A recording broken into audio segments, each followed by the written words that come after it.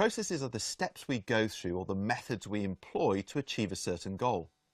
As teachers, we use processes as part of our teaching, and we also ask students to use processes as part of their learning.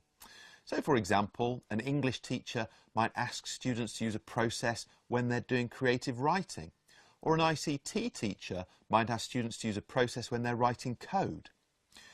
Now, when we come across processes for the first time, they can often appear complex. This is because they entail a number of different steps or segments or sections. And if they're new to us, we're trying to take all that information in at once. Once we're familiar with a process, we tend to remember it as a single thing. We view it holistically, and it's a lot easier and simpler for us to use. And of course, this is because we've transferred that process from our working memory to our long-term memory. So imagine we have our students and we're introducing them to a new process. We need to remember that that process is going to appear complex to them at that point in time. So we can use modelling to help them get past that initial complexity or perception of complexity and get to grips with the process.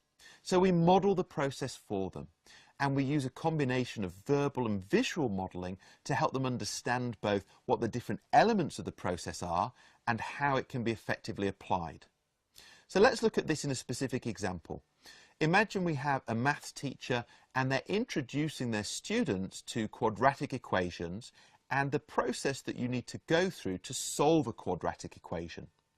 Now, to the maths teacher, that process is relatively simple, and that's a result of the practice in which they've engaged, their experience, and the fact that it's embedded in their long-term memory. But for the students, that process initially feels incredibly complex. There are a number of different elements to it, and it's also highly abstract in nature. So the maths teacher models the process for them step by step, narrating their thinking as they go, and also visualizing it on the board. They begin by talking about the process behind solving quadratic equations.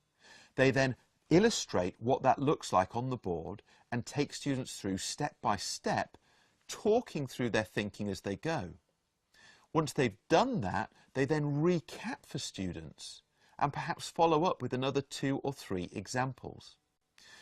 So what we have here is an extended period of modelling in which the process is demonstrated through a few different routes, and we have that combination of verbal and visual information helping students to access the understanding in a way that is harder to do if you've only got one or the other.